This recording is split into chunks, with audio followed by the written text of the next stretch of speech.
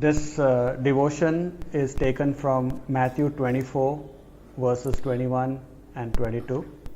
और आज का जो वचन पढ़न है मत्ती के 24वें अध्याय और 21 और 22वां वचन से लिया गया है. Here it says that for then shall be great tribulation such as was not since the beginning of the world to this time, no nor ever shall be. So here Jesus is saying that there will be a great tribulation which will be common for the whole world. और यीशु मसीह यहाँ पे कह रहा है कि एक क्लेश होने वाला है जो सामान्य होगा पूरे संसार के लिए. And in verse 22 it says, and except those days should be shortened, there should no flesh be saved, but for the elect's sake those days shall be shortened. So Jesus is also saying that this common tribulation will be shortened by God. और यहाँ पे यीशु कह रहा है कि ये जो क्लेश होने वाला है जो पूरे धरती के लिए है ये थोड़े समय के लिए होगा. And Jesus is saying that there's a reason why God shortens the duration of the tribulation.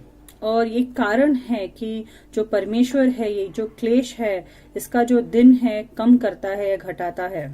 He says that if I don't shorten this tribulation, then everyone will die.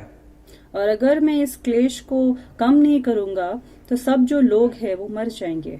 But the reason he gives is that God considers his elect. और ये कारण वो बताता है कि परमेश्वर अपने चुने हुए लोगों के बारे में सोचता है. So we need to know who are the elect. और इसलिए ये जानना जरूरी है कि ये चुने हुए लोग कौन हैं. The term the elect means the chosen one. और इसका मतलब है ये लोग जो चुने गए हैं.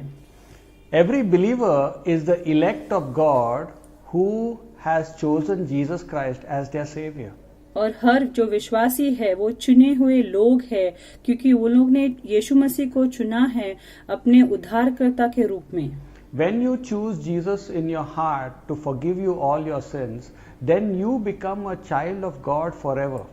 और जब हम यीशु मसीह को चुनते हैं अपने उद्धारकर्ता के रूप में तो हम परमेश्वर के संतान बन जाते हैं सदा के लिए. God chooses you to be his child. And परमेश्वर हमें चुनता है. And that is why you are called the elect child. और इसलिए हम चुने हुए बच्चे या संतान कहा जाता है हमें. So every believer is God's elect. हर जो विश्वासी है वो परमेश्वर के चुने हुए लोग हैं. There are two categories of being chosen. दो तरफ का मतलब है कि हम कैसे हम चुने जा सकते हैं. One is you are chosen to be a child of God. एक कि हम चुने गए हैं कि हम परमेश्वर के संतान हम कह सके या कहलाए गए. That means you are the elect child. कि हम परमेश्वर के चुने हुए संतान हैं. And secondly, you can be the elect servant of God. और दूसरा हम चुने हुए सेवक बन सकते हैं परमेश्वर का. Because after you become a child of God, God calls you for his service. क्योंकि जब परमेश्वर हमें अपना संतान बनाता है उसके बाद वो बुलाता है ताकि हम उसकी सेवकाई करें. If a child of God responds to God's call, then they are chosen as God's servant. और जब जो विश्वासी है वो हाँ कहता है इस काम के लिए तो वो चुने जाते हैं ताकि वो परमेश्वर की सेवक चुने हुए सेवक बोल सकते हैं. So they are called God's elect servants. तो उनको कहा जाता है कि वो परमेश्वर के चुने हुए सेवक है. Many are called, but few are chosen. बहुत लोगों को बुलाया गया है किंतु बहुत कम लोग को चुने जाते हैं. Because many people they reject the call of God and they do not want to be elected as God's servants. क्योंकि बहुत लोग जो परमेश्वर की जो बुलावट है उसको मना करते हैं क्योंकि वो लोग नहीं चाहते हैं कि परमेश्वर की सेवक को रहे और बने. So here this word elect is not only the elect child but especially the elect servants. और ये जो शब्द है यहाँ पे चुने हुए ये केवल संतान के लिए लागू नहीं है परंतु सेवक के लिए भी लागू है. So I believe that God shortens the tribulation because of his elect servants, not और only because of his elect children. और मैं सोचता हूँ कि परमेश्वर ये जो क्लेश है, इसका जो समय है, उसको कम करता है केवल ये चुने हुए बच्चों के लिए नहीं, परंतु उसके चुने हुए सेवक के लिए. Because not every elect child of God is pleasing God. क्योंकि हर जो चुने हुए जो संतान हैं वो परमेश्वर को प्रसन्न नहीं करते हैं. But the elect servants of God, if they are righteous, if they are holy, if they are virtuous, then God is very pleased with them.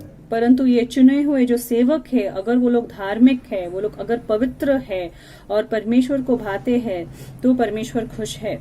So here Jesus is saying that this common tribulation will, the duration will be shortened. और यहाँ पे यीशु कहता है कि इसका जो समय है, क्लेश का समय है, वो घटाया जाएगा. Why does he do this for his elect servants? और क्यों वो ऐसे करता है अपने चुने हुए सेवक के लिए? Because God is committed to the keeping of his servants. क्योंकि परमेश्वर प्रतिबंधित है कि वो अपने सेवक को देखे और उसको सुरक्षित रखे. His servants have committed their lives to God to be kept safe in his hands. और उनके जो सेवक है, उसने अपने जीवन को परमेश्वर को सौंप दिया है. अभी परमेश्वर की जिम्मेदारी है कि वो उसको ठीक रखे. According to Romans 12:1 and 2, God says, "Present your body to me."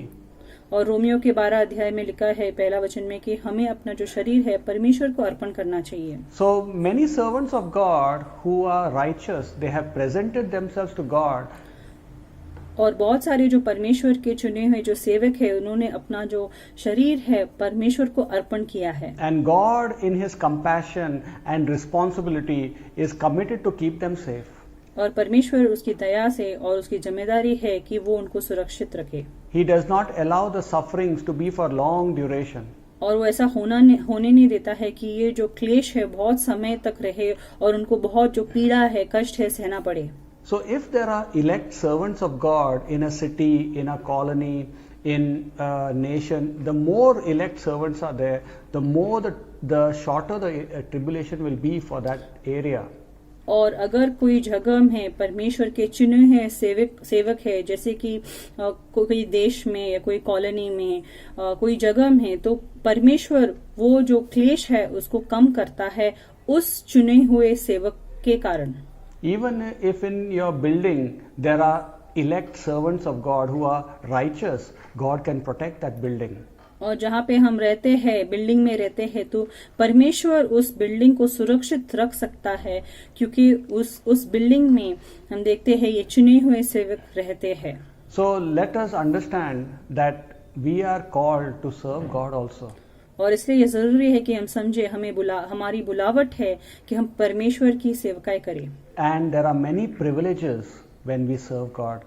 और हमारे लिए बहुत सारे सौभाग्य है कि जब हम परमेश्वर की सेवा करते हैं. God will shorten the tribulation for us. और for परमेश्वर our जो sakes. क्लेश है वो कम करता है हमारे लिए.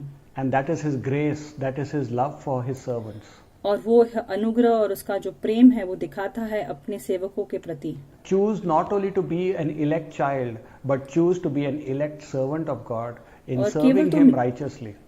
और केवल तुम ये मत चुनो कि तुम परमेश्वर की संतान बनो और चुने जाओ, परंतु तुम अपने आप को चुनो ताकि तुम परमेश्वर की सेवक बनो और उसकी सेवा करो धार्मिकता से. And because of you, you will be the salt of your area.